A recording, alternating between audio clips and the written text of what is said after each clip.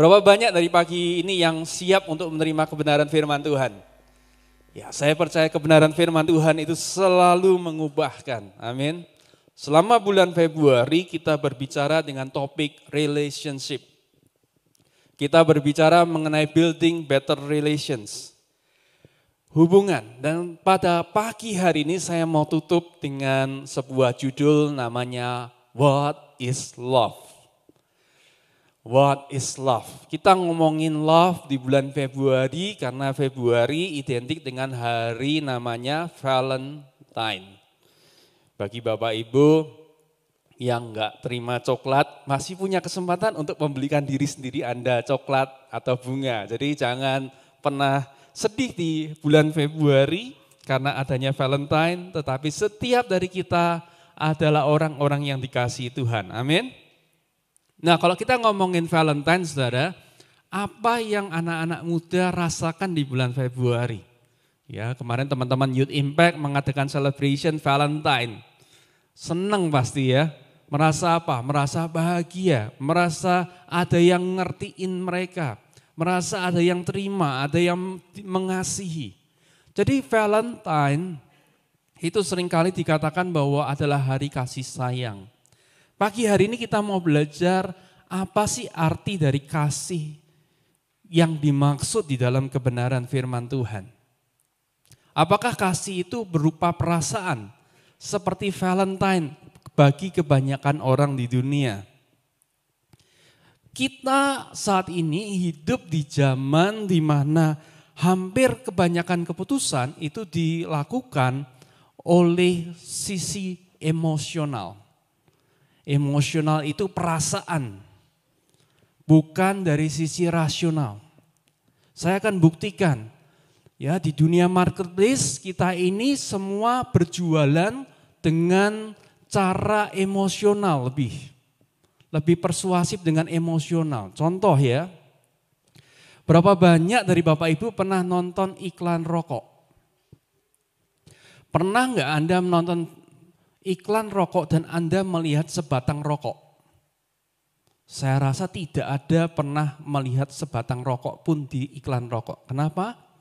Karena iklan rokok selalu menampilkan apa? Seorang laki-laki yang macho. Dia naik ke gunung yang tinggi dengan trail gitu ya. Mau trail atau naik jeep gitu yang 4x gitu ya, naik. Terus atau dia naik pesawat kemudian dia keluar dari pesawat membuka parasut. Dia bilang laki-laki sejati, pria perkasa, terus iklannya keluar. Saudara, apa hubungannya sama rokok? Sama sekali tidak ada, rasionalnya sama sekali. Tapi apa? Emosional, betul enggak? Yang ngerokok merasa, kalau saya merokok, saya hebat. Saya merasa diakui, laki-laki jantan, gitu contohnya. Ada banyak lain, orang-orang sekarang pakai selebriti, pakai BTS, pakai Blackpink. Kenapa? Supaya anak-anak muda waktu mereka melihat idola mereka pakai produk itu, mereka merasa ada faktor kedekatan. Mereka merasa nyambung, mereka merasa ngikuti tren. Betul enggak? Hampir semua produk yang dijual sekarang, jasa yang ditawarkan, itu enggak pakai rasional sama sekali. Semuanya serba emosional. Nah, seringkali inilah yang kemudian masuk ke dalam konsep berpikir kita. Seringkali kita berpikir kasih itu identik dengan perasaan. Betul enggak? Kasih itu identik dengan perasaan. Padahal saudara, tidak ada yang salah dengan perasaan. Berapa banyak yang setuju? Tidak ada yang salah dengan perasaan. Kalau ada yang salah, kenapa Tuhan memberi kita perasaan? Ya, kenapa ada perasaan dikasihi, kenapa perasaan senang. Perasaan itu adalah hal yang baik sebetulnya. Perasaan adalah sebuah indikator. Indikator itu apa? Tanda atau sebuah sinyal yang mengkomunikasikan sebuah kondisi atau keadaan. Anda pernah enggak tiba-tiba lagi pergi ke satu tempat, tiba-tiba Anda merasa cemas? Atau Anda merasa tidak tenang. Itu sebetulnya adalah apa? Sebuah indikator. Sama-sama katakan indikator. sebuah tanda, sebuah kondisi yang harus Anda selidiki. Kalau Anda lagi merasa nggak enak badan, tentu itu Anda harus selidiki, bukan? Anda merasa nggak enak badan, Anda cek gula darah Anda cek tekanan darah Anda. Ada apa ya sama aku ya? Perasaan itu memberikan tanda sebetulnya apa yang terjadi. Nah, tugas kita adalah kita ini memakai perasaan kita untuk mengerti keadaan yang sesungguhnya. Perasaan itu selalu datang dari sebuah pikiran, betul nggak? Pernahkah Anda nggak bisa tidur? Perasaannya galau. Setelah Anda telusuri ternyata karena sebelumnya Anda mikir sesuatu. Misalnya mikir hari Valentine ini kok nggak ada yang kirimi saya bunga ya, nggak ada yang kirimi saya coklat gitu ya. Langsung gundah gulana perasaannya. Jadi perasaan mengikuti pikiran. Jadi sangat penting untuk pikiran kita ini firman Tuhan katakan untuk terus diperbaharui di dalam kebenaran. Supaya perasaan-perasaan yang muncul adalah perasaan-perasaan yang sesuai dengan kehendak dan rencana Tuhan yang sempurna. Amin, anak muda. Amin, yang bapak-bapak, ibu-ibu. Amin, yang teenagers juga bilang amin. Ya, semua dari kita perlu mengerti bahwa masalah itu seringkali muncul kalau hidup kita ini hanya sekedar mengejar sensasi atau perasaan. Bisa bayangkan kalau kita melakukan sesuatu hanya demi mendapatkan perasaan. Nih anak-anak muda biasanya, saya kepingin pas di hari Valentine saya punya pasangan. Kenapa kamu pengen punya pasangan? Waktu ditanya jawabannya, supaya saya tidak merasa kesepian. Jadi melakukan sebuah hubungan hanya untuk mengejar perasaan. Perasaan apa? Perasaan tidak kesepian. Loh kalau tidak kesepian ya ke lapangan sepak bola aja gitu kan enggak sepi gitu ya. Identiknya gitu kan mestinya secara logika. Pergi aja ke tempat yang ramai, ke mall gitu. Kan enggak sepi. Tetapi seringkali kita melakukan hal-hal itu hanya demi mengejar satu perasaan. Saya melakukan ini hanya untuk mengejar perasaan senang diakui. Bahkan orang bisa melakukan hal yang benar dengan motivasi yang salah. Orang ingin melayani, Pak saya ingin melayani di panggung. Supaya apa? Supaya orang bisa melihat dan menghargai saya. Perasaan kan? Motivasinya karena mengejar perasaan. Padahal itu justru mendatangkan banyak masalah dalam kehidupan kita. Kalau kita dalam membuat keputusan hanya mengejar perasaan. Contoh lebih real lagi. Anda lagi bad mood di kantor. Lalu pulang dari kantor Anda mampir mall. Ya, berapa banyak yang sudah pernah ngalami. Supaya perasaan Anda baik, Anda sengaja window shopping. Sengaja lihat-lihat. Oh ada sale gitu, ada yang barang bagus. Terus Anda memutuskan untuk membeli hanya untuk supaya perasaan Anda lebih baik. Pernah ngalami itu? Pernah mendengar orang yang melakukan itu? Ya paling enggak mungkin orang yang ada di sebelah Anda ya. Coba ya, sebelahnya siapa ya gitu ya. Pasti ada kayak begitu kan. Hanya untuk mengejar perasaan. Bagaimana bayangkan kalau teman-teman yang kuliah nih. Ya teman-teman yang kuliah. Anda ngambil jurusan hanya sekedar supaya punya teman. Atau karena Anda senang sama profesornya, senang sama gurunya. Nanti begitu gurunya dipindah, enggak ngajar di fakultas itu, apa yang Anda lakukan? Kak, kayaknya saya mau ganti jurusan Kak. Kenapa? Saya sudah enggak senang lagi di situ. Saya sudah enggak happy lagi, saya sudah enggak excited lagi di fakultas ekonomi. Saya mau pindah ke fakultas psikologi, misalnya kan begitu. Kalau kita hanya mengejar perasaan, kita akan pindah-pindah terus. Dan sekolah enggak lulus-lulus. Nah itu namanya mengejar perasaan. Bayangkan kalau kita yang bapak-bapak, ibu-ibu sudah ada di dalam komitmen pernikahan. Anda masih ingat enggak pada waktu pertama kali Anda mengucapkan janji nikah Anda? Pada waktu Anda propose kepada pasangan Anda, senang kan? Hati diterima tuh senang banget. Tapi sekarang gimana? 10 tahun kemudian, setelah perasaannya enggak ada. Wis ro ono rasane. Apakah Anda akan bubar hanya karena tidak ada perasaan? Sekali lagi, mengejar perasaan itu berbahaya, saudara. Keputusan berdasarkan hanya mengejar perasaan itu seringkali tidak berakibat yang baik. Nah, kita mau belajar kebenaran firman Tuhan apa? What is love? Apa sih cinta itu? Apa sih kasih?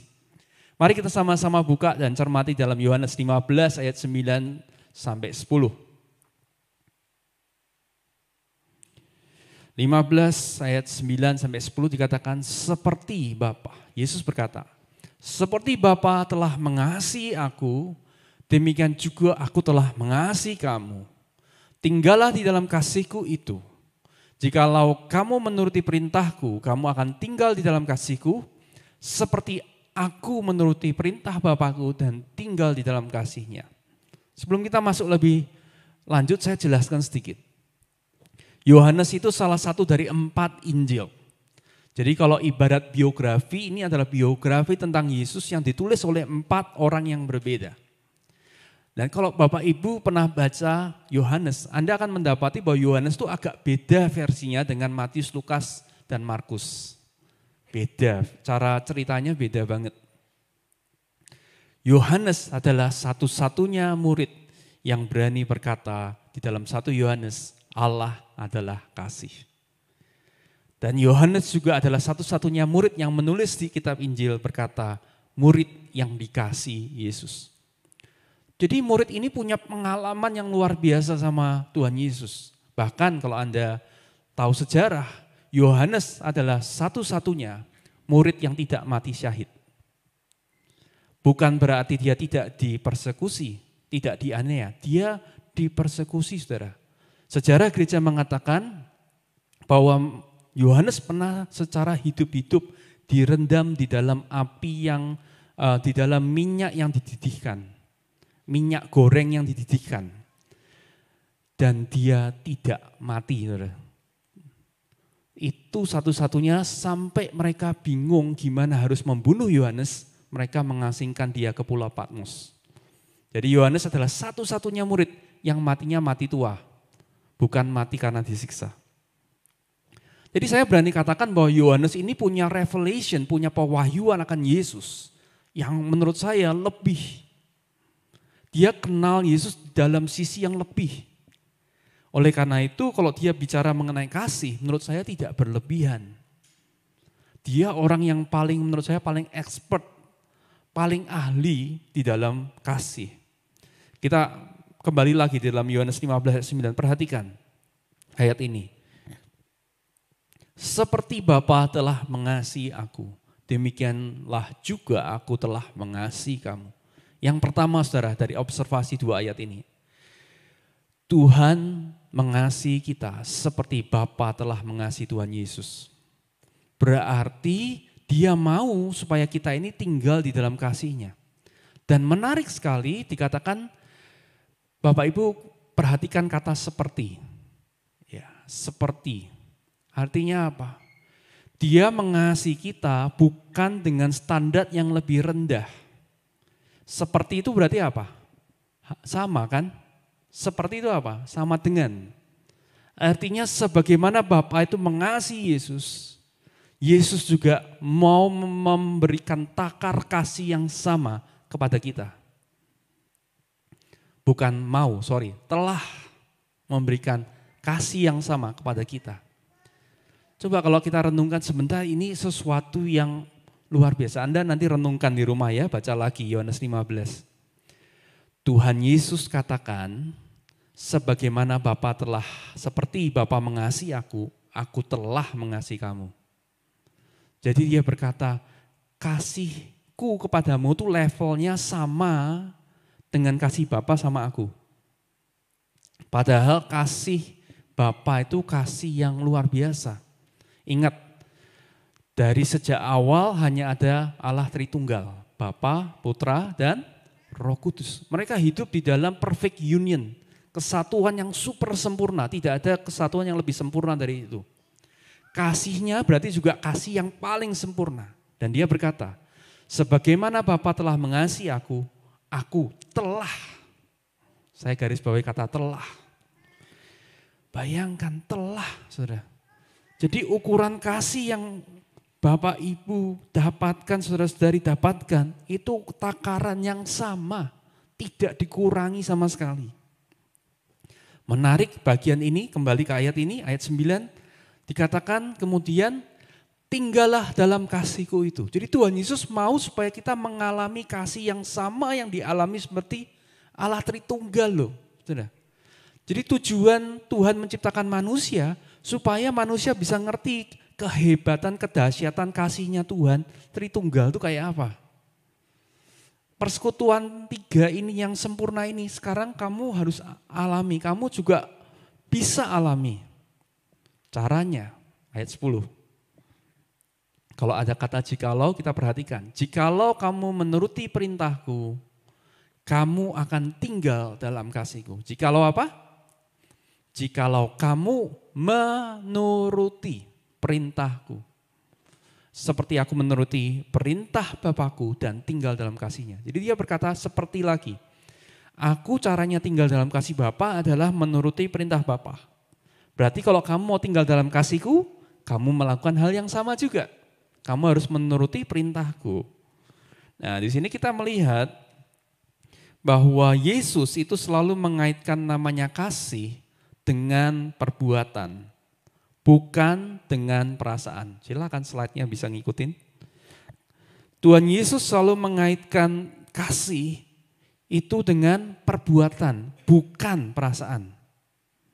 Makanya ada ayat berkata, karena begitu besar kasih Allah akan dunia ini, sehingga apa? Sehingga dia merasa kasihan sama kita manusia. Sehingga dia lihat dari surga dan berkata, oh kasihan sekali kamu. Dan dia tidak melakukan apa-apa.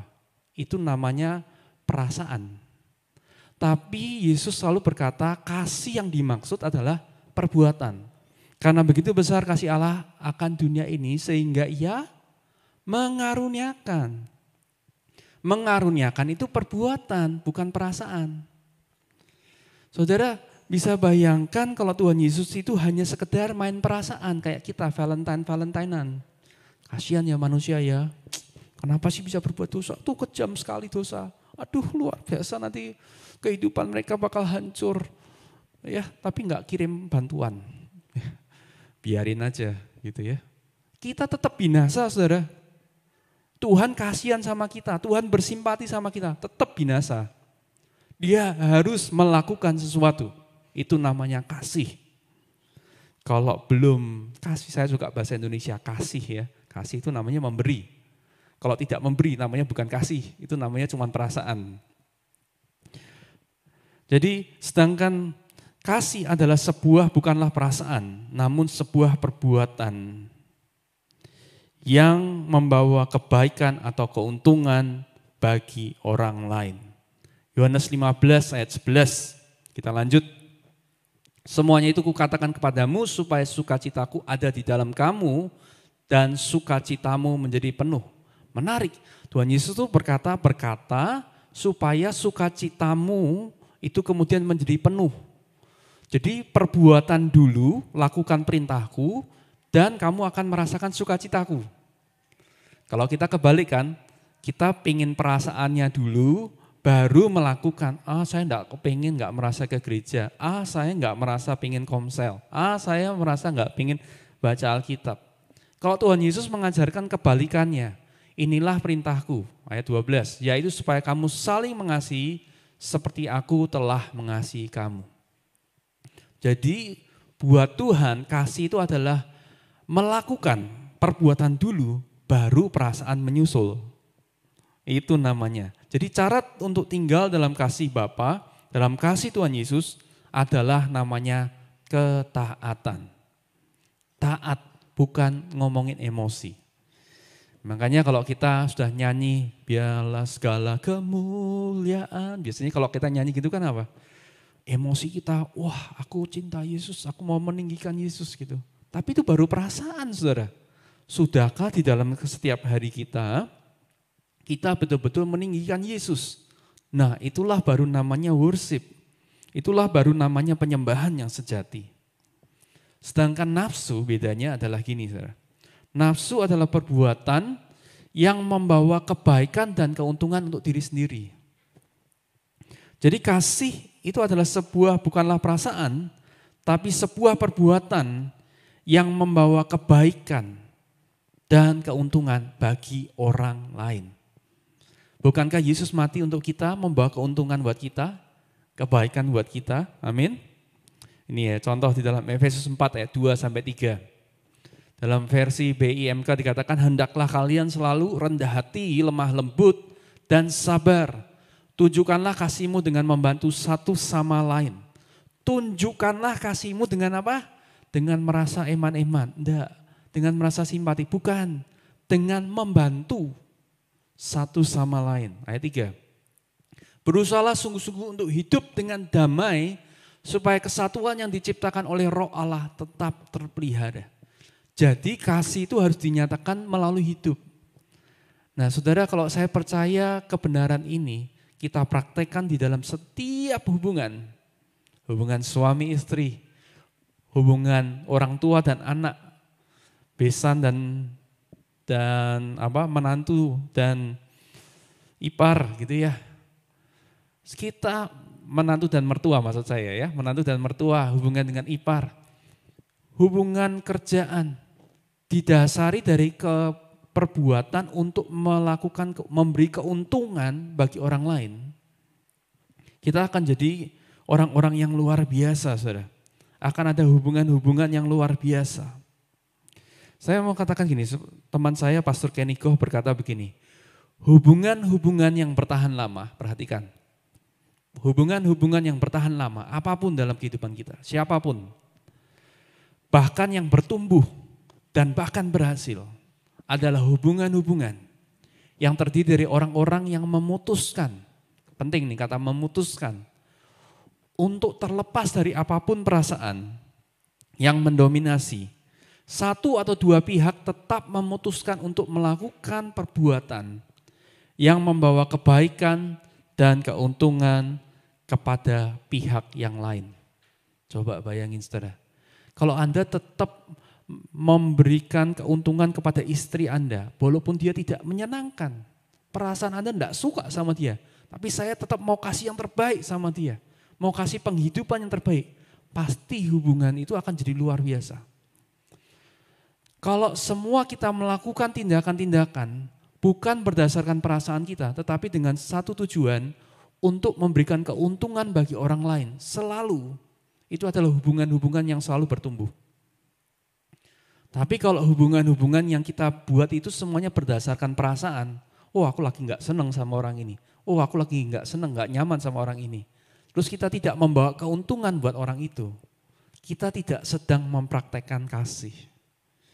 Karena di mana ada kasih saudara, saya percaya di situ pasti ada namanya kehidupan.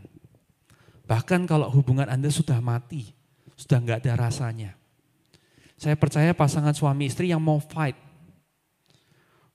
walaupun perasaanku ndak enak, ini aku tetap mau mengasihi dia. Aku tetap mau menghargai dia, mau tetap membuat supaya dia dipandang terhormat sama tetangga-tetanggaku. Itu namanya mengasihi. Ndak nunggu perasaan. Dan firman Tuhan katakan perasaan itu ngikuti setelahnya. Jadi hubungan-hubungan yang kuat apapun, orang tua dan anak, pasangan suami dan istri, teman sekerja. Kalau Anda selalu berpikir bagaimana caranya saya memberi keuntungan buat orang lain. Itu namanya kasih. Itu namanya memberikan contoh akan kasih Allah kepada kita. Saya mau garis bawahi dulu ini saudara. Tuhan memberikan keuntungan buat kita dengan mati di atas kayu salib, betul? Tapi saya mau katakan bahwa kasih itu tidak selalu menyenangkan. Jangan berpikir bahwa karena kita membawa keuntungan bagi orang lain, lalu berarti kita harus selalu menyenangkan hatinya. Belum tentu saudara. Tahukah saudara, kasih itu juga bisa dalam bentuk mendidik. Kasih itu memberitahu yang sebenarnya, betul enggak? Itu juga kasih saudara. Tapi dengan motivasi memberi keuntungan untuk orang itu. Bukankah kalau anak kita malas-malasan, kita tidak akan membiarkan mereka. Kita akan tegur, kita akan hukum bahkan. Dia enggak senang. Tapi itu karena kita mau memberi keuntungan buat anak kita. Itu namanya kasih. Jadi pagi hari ini belajar satu hal ini, kasih itu bukan perasaan. Kasih itu bukan soal yang ini, perasaan itu berubah-ubah. Kasih itu bukan perasaan, kasih itu adalah tindakan, perbuatan yang memberi keuntungan buat orang lain. Pada waktu kita melakukan perbuatan itu, perasaan itu akan ngikutin. Pertanyaannya sekarang adalah, Pak gimana caranya? Saya minta tim presiden worship mulai siap-siap naik. Gimana caranya? Gambar ini saudara, tolong tunjukkan gambar ini. Kayaknya susah ya. Kalau misalnya orang yang di dekat kita menyenangkan kita, kita mudah untuk mengasihi. Tapi kalau orangnya nyebelin, orangnya bikin kita emosi terus, gimana caranya? Yohanes 15 ayat 5 dikatakan bahwa akulah pokok anggur. Ingat ayat ini, barang siapa dan kamulah ranting-rantingnya, barang siapa tinggal di dalam aku dan aku di dalam dia, apa dikatakan? Ia berbuah banyak, sebab di luar aku kamu tidak dapat berbuat apa-apa. Caranya gimana punya kasih yang dalam segala kondisi bisa terima orang, bisa ngampuni, walaupun dia nyebelin berkali-kali. Caranya adalah tinggal di dalam kasih Tuhan. Saudara, saya mau katakan kalau Anda lihat gambar ini, sebuah ranting tidak pernah ngotot untuk berbuah. Saya belum pernah lihat ada ranting yang kemudian bikin resolusi, saya pokoknya mau tahun ini berbuah 10 butir, berbuah 20 butir. Dia nggak perlu usaha, nggak perlu ngeden istilahnya orang Jawa. Nggak perlu ngotot untuk berbuah. Caranya berbuah gimana? Cukup menempel, cukup tinggal di dalam pokok anggur. Bagaimana caranya kita berbuah dalam kasih? Tinggal dalam pokok anggur. Amin. Saya mau katakan bahwa kita tidak bisa memberi apa yang kita tidak punya. Tidak bisa memberi apa yang kita tidak punya. Artinya apa? Kita harus mengalami kasih Tuhan dulu. Kita harus tahu pasti kebenarannya sampai ke hati kita bahwa Tuhan itu sudah mengasihi kita. 1 Yohanes 4 ayat 19 katakan kita mengasihi karena Allah terlebih dahulu mengasihi kita. Karena Allah terlebih dahulu mengasihi kita. Jadi ini penting sekali saudara. Tinggal di dalam kasih-Nya. Berarti apa? Taat pada perintahnya. Pada saat kita semakin taat pada perintahnya, sukacitanya mulai penuh, ayat 11 dikatakan. Perasaannya mulai ngikutin. Tapi perlu namanya apa? Satu langkah namanya apa? Ketaatan. Kasih buat Yesus itu bukan perasaan. Kita bilang aku mengasihi engkau Yesus, itu bukan kasih. Itu baru perasaan. Tapi pada saat kita melakukan, mempraktekannya dengan sesama, itu baru namanya kasih, saudara. Amin. Saya mau katakan begini ya, beberapa ini terakhir.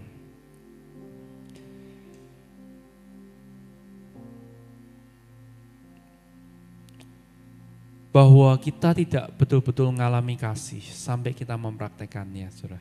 Sampai kita betul-betul melakukan apa yang Tuhan perintahkan.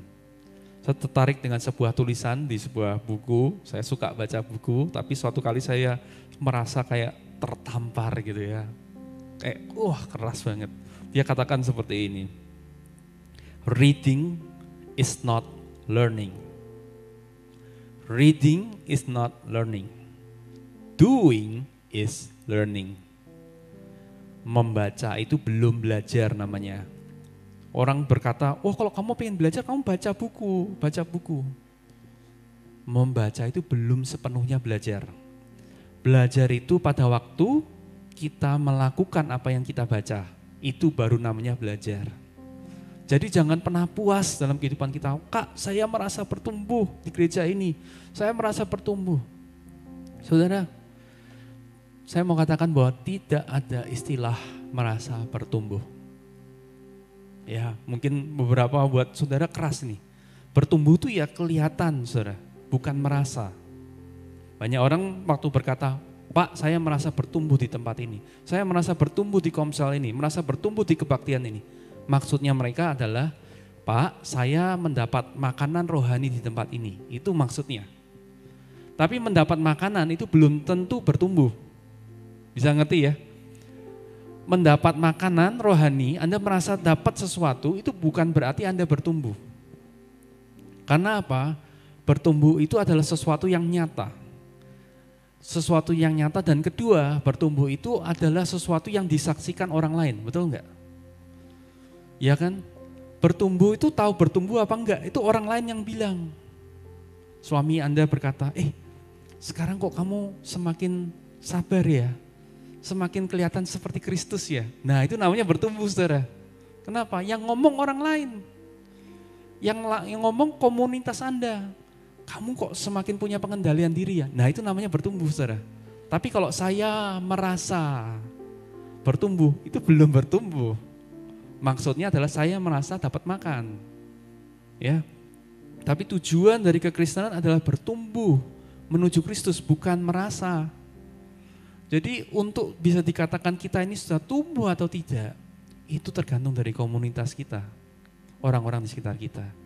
Oleh karena itu penting sekali saya mengingatkan sekali lagi, penting punya komunitas, penting punya sisi, Rise Community. Kenapa?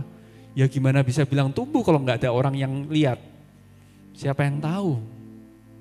Bagaimana orang bisa tahu perubahan hidupmu? Itu namanya self-claim, tahu ya? Self-claim. Mengaku-ngaku sendiri, saya bertumbuh kok, saya tambah sabar kok. Iya, orang lain yang harusnya ngomong, bukan kamu. Amin. Saya percaya bila kebenaran firman Tuhan ini memberikan sebuah landasan. Minggu depan saya akan lanjut sesuatu yang seru banget ya. Tapi saya mau garis bawahi, Anda perlu garis bawah ini, pesan pagi hari ini. Kasih itu adalah ketaatan. Kasih itu bukan perasaan. Kasih itu tindakan nyata, bukan perasaan. Ini penting sekali untuk pertumbuhan rohani kita. Kasih itu perbuatan, bukan perasaan.